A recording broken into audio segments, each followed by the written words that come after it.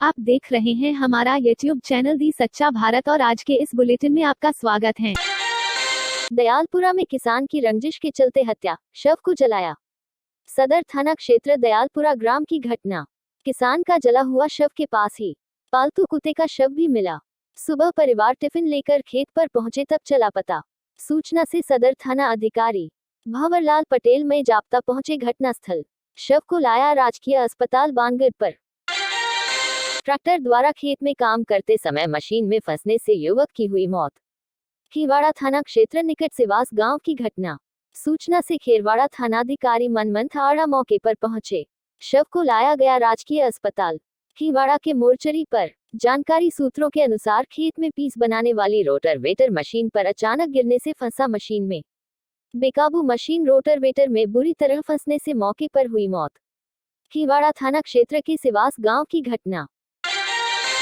बंगाल में एक बार फिर बहा खून। मुर्शिदाबाद में मंत्री पर बम से किया गया हमला। कोलकाता में बीजेपी टीएमसी के कार्यकर्ता आपस में भिड़े। पूर्व केंद्रीय मंत्री और दिग्गज कांग्रेस नेता कैप्टन सतीश शर्मा का गोवा में हुआ निधन। 1993 से 1996 में वो केंद्र में पेट्रोलियम मंत्री थे। चेन्नई में पेश की गई भाईचारे की मिसाल। राम मंदिर निर्माण के लिए मुस्लिम कारोबारी ने दिए 1 लाख रुपए, कहा अमन बना रहे। महामारी के बीच अभी भी ठंडा नहीं पड़ा है सीएए का मुद्दा। असम में सीएए के खिलाफ कांग्रेस शुरू करेगी मेगा प्लान। 50,000 गमछे जमा करने का अभियान। बता दें ये गमछा वैसा ही होगा जैसा हाल ही में असम दौरे पर गए कांग्रेस के पूर्व अध्यक्ष राहुल गांधी के गले में दिखाई दिया था। तो वहीं दूसरी तरफ प्रधानमंत्री नरेंद्र मोदी आज वीडियो कॉन्फ्रेंसिंग के माध्यम से असम में महाबाहु ब्रह्मपुत्र की करेंगे शुरुआत। माजुली सेतु के निर्माण के लिए करेंगे भूमि पूजन। हिंद प्रशांत क्षेत्र में चीन के बढ़ते प्रभाव पर चर्चा करने के मकसद से चतुष्कोणीय गठबंधन देश यानी क्वाड के विदेश मंत्री आज तीसरी मंत्री स्तरीय की करेंगे वर्चुअल बैठक।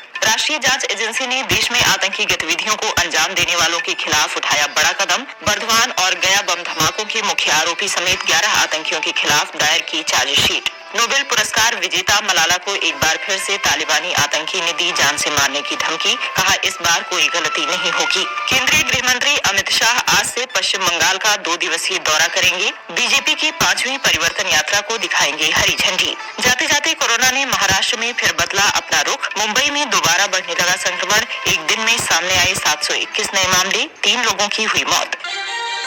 ट्रैफिक पुलिस ने अवैध गुटखा से भरे वाहन की किया जब्त। पाली सड़क सुरक्षा अभियान के तहत ट्रैफिक पुलिस ने कार्रवाई करते हुए एक कार को जब्त किया है। वाहन में गुटखे के बंडल भरे हुए थे। ट्रैफिक पुलिस प्रभारी एसआई पेमाराम ने बताया कि मंथन तिराहे के निकट से गुजर रही बिना नंबरी कार को रोककर कागजी कार्रवाई के बारे में पूछताछ की गई, जिसमें उनकी अधूरी काजों होने पर मोटर वाहन अधिनियम के तहत कार्य करते हुए वाहन को जब्त किया गया। इस दौरान तलाशी में वाहन के अंदर गुटखे के पाउच के बंडल भी भरे हुए थे, जिस पर उन्होंने संदेह होने पर सेल टैक्स विभाग के अधिकारी को सूचित किया गया। प्रतियोगी परीक्षा कोचिंग के नाम छात्र छात्राओं से ठगी के खिलाफ छात्रों ने सौंपा ज्ञापन। पाली प्रतियोगी परीक्षा तैयारी के नाम पर अभ्यर्थियों को सुविधा नहीं देने एवं उनके साथ धोखाधड़ी करने के मामले को लेकर अभ्यर्थियों ने गुरुवार को जिला पुलिस अधीक्षक कालूराम रावत को परिवाद देकर बताया कि दुर्गादास नगर निवासी जगदीश चंद्र जानगीर पुत्र अमराराम जाति सुथार द्वारा अपने निवास स्थान पर निर्मला आईएएस नामक कोचिंग क्लास शुरू की, जिसमें हर सुविधा देने के साथ ही उन्हें अच्छी पढ़ाई के बारे में भी कहा गया। कृषि कानूनों के खिलाफ किसान आंदोलन का गुरुवार को 85वां दिन है। किसानों ने आज देश भर में रेल रोकने का फैसला किया। इसके लिए दोपहर 12 बजे से शाम 4 बजे के बीच का समय तय किया गया। पंजाब, हरियाणा, राजस्थान और बिहार में इसका खासा असर दिखा। प्रदर्शन में राजनीतिक दल भी शामिल हुए। पटना में जन अधिकार पार्टी के कार्यकर्ताओं ने 11:30 बजे से ही रेल रोकना शुरू कर दिया था। देश भर में रेलवे प्रोटेक्शन स्पेशल फोर्स की 20 एक्स्ट्रा कंपनियां यानी करीब 20,000 अतिरिक्त जवान तैनात हैं। उधर उत्तर प्रदेश सरकार ने सभी एजेंसियों को अलर्ट कर दिया है। सीकर जिले के नीमका थाना इलाके के लाखा निवासी राहुल अपनी दुल्हन को खेतड़ी के सरदारपुर से अपने घर लेकर आया। नीमका थाना इलाके के लाखा की नांगल मंगलवार को दुल्हा हेलीकॉप्टर से बारात ले जाने के बाद बुधवार को दुल्हन को हेलीकॉप्टर से अपने साथ घर लेकर आया, जहां रीति रिवाज के साथ दूल्हा दुल्हन को उतारा गया। इस दौरान महिलाओं ने मंगल गीत भी गाए। बताया जा रहा है कि दूल्हे की इच्छा थी कि वो अपनी दुल्हनिया को हेलीकॉप्टर में विदा कराकर अपने घर लेकर आए। जब नई दुल्हन को हेलीकॉप्टर लाखा की नांगल आया तो सबकी आंखें दंग रह गई। लाखा की नांगल में रहने वाले कृष्ण कुमार टाइल्स ठेकेदार हैं। उनका बेटा राहुल आर्मी में क्लर्क है। राहुल की शादी गांव से 12 किलोमीटर दूर सरदारपुरा में रहने वाले retired army man Virendra Kumar की बेटी कोमल से मंगलवार को संपन्न हुई। पटाखे छोड़ने वाली बाइक पर अब पुलिस की खास नजर रहेगी। अलवर शहर व अन्य जगहों पर लगातार पटाखे छोड़ने वाले साइलेंसर वाली बाइकों के घूमने की शिकायत मिल रही थी। ऐसे में अलवर पुलिस की तरफ से विशेष अभियान शुरू किया गया है, तो वहीं प्रतिदिन 8 से 10 वाहनों को जब्त किया जा रहा है। पुलिस अधीक्षक ने कहा कि आगे भी यह प्रक्रिया जारी रहेगी। दरअसल ऐसी वाहन आम लोगों के लिए खतरनाक बन सकते हैं, किसी भी तरह की घटना हो सकती है, इसलिए पुलिस की तरफ से अभियान शुरू किया गया है। देखिए, ये जो पटाखे वाली बाइक और ज्यादा साउंड निकालते हुए जो आजकल की युवा पीढ़ी बाइकों पे चलती है, इससे न केवल एक्सीडेंट होते हैं बल्कि वृद्धजन जो सड़क पर चल रहे हों या कोई कमजोर दिल का व्यक्ति अगर चल रहा हो तो इतनी आवाज और नॉइज पोल्यूशन सुनकर कई बार कई लोगों को इसमें माइनर हार्ट अटैक्स और इस तरीके की चीजें भी सामने आई हैं। ये मोटर व्हीकल एक्ट के अंदर बिल्कुल ही परमिसिबल नहीं है और हमारे सड़क सुरक्षा ही जीवन रक्षा माह जो चल रहा है उसके अंतर्गत विशेष ये निर्देश दिए गए हैं कि और सिटी एरिया में खास कारण कि इस तरीके की बाइक जो भी चलाता है उसके खिलाफ सीज करें इसकी बाइक को। चालान तो कटेगी बट बाइक भी सीज हो और इस तरीके के उपकरण जो बाइक पे लगा रहे हैं उन शॉप्स और मैकेनिक्स की शॉप्स को भी निरंतर चेक करने के आदेश दिए गए हैं। इसमें हम प्रभावी कार्रवाई करेंगे और आपके माध्यम से अलवर की जनता से भी अपील है कि कहीं भी इस तरीके के कोई लोग दिखते हैं तो कंट्रोल रूम को 100 नंबर पे हमें जरूर सूचित करें, हम ज्यादा से ज्यादा कार्रवाई करें। एक दिन में हमने 6 बाइकों को जब्त किया था और आज भी हम लगातार इसकी कार्रवाई कर रहे हैं।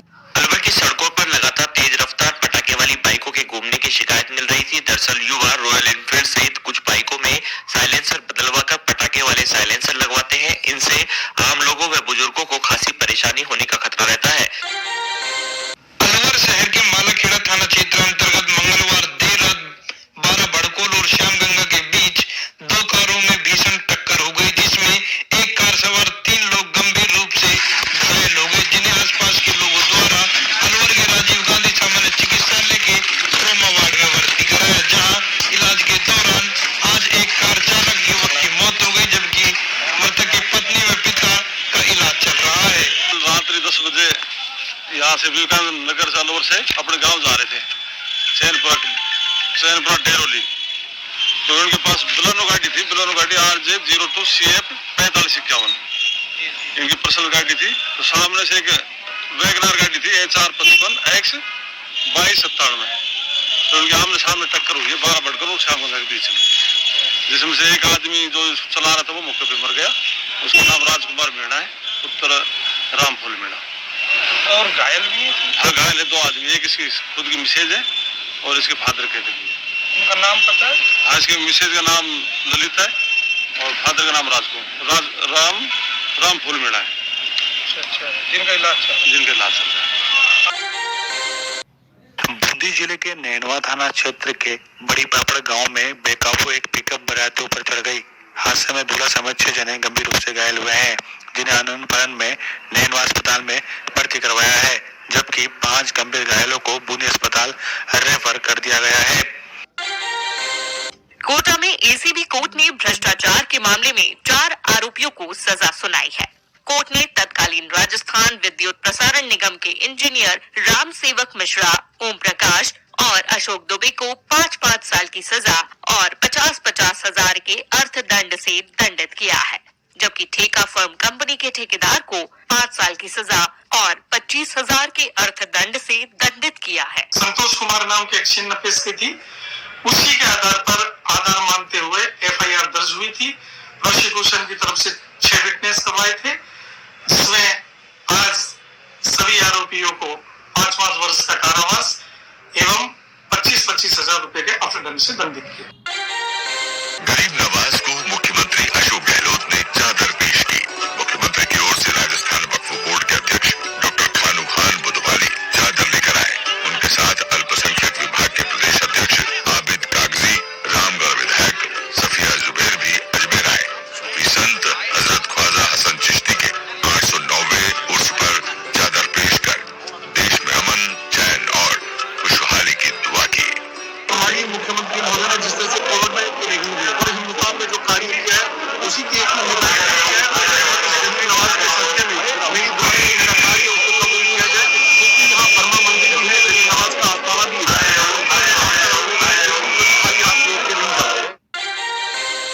बानसूर के कोटपुतली स्टैंड नारायणपुर तिराहे के पास एक बोलेरो गाड़ी के ड्राइवर में लापरवाही से गाड़ी चलाते हुए तेज स्पीड से सड़क किनारे एक मोची, एक समोसा वाला, एक राहगीर सहित 4 जनों को रौंदा, जिसमें मातहतीन मोची की मौत हो गई। 2 जनों की हालत गंभीर है। सभी घायलों को कोटपुतली के लिए रेफर कर दिया है।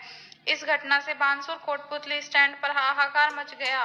वहीं बानसूर अस्पताल में घायलों का इलाज कर कोटपुतली के लिए रेफर कर दिया, जिसमें सड़क किनारे बैठे मोची को तथा एक राहगीर व्यक्ति को बोलेरो गाड़ी ने रौंद दिया, जिसमें मोची की मौत हो गई। 2 जनों की हालत नाजुक बताई जा रही है। वहीं घटनास्थल पर ठेले पर समोसा बेच रहा दुकानदार भी इसकी चपेट में आ गया, जिनको बानसूर CHC लाया गया तथा बानसूर से कोटपुतली के लिए रेफर किया गया। 18/2/21 को नारायणपुर की तरफ से एक बोलेरो नंबर HR34 के 2095 रंग सफेद तेज गति से आई। नारायणपुर तिराहे के पास में हेलीवाड़ा एक मोची एक अननोन पर्सन था, तो लापरवाही एक्सीडेंट कर दिया।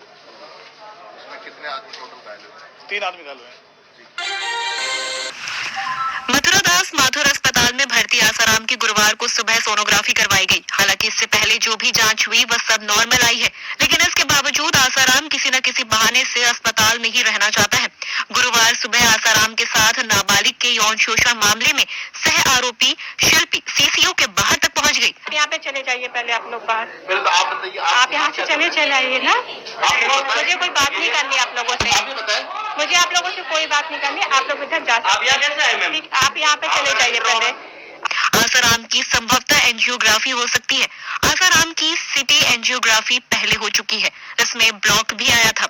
ऐसे में आसाराम अगर परेशानी की बात करता है तो उसकी एंजियोग्राफी की जाएगी। सुबह हुई सोनोग्राफी में आसाराम के संक्रमण की पुष्टि हुई है। बीते 2 दिनों से आसाराम के चलते पुलिस को भी यहाँ काफी मशक्कत करनी पड़ रही है, लेकिन पुलिस के तमाम प्रयासों के बावजूद आसाराम के भक्त उनकी आंखों में धूल झोंक कर CCU तक पहुँच जाते हैं। और ऐसे ही नए अपडेट पाने के लिए द सच्चा भारत चैनल को सब्सक्राइब कीजिए। धन्यवाद।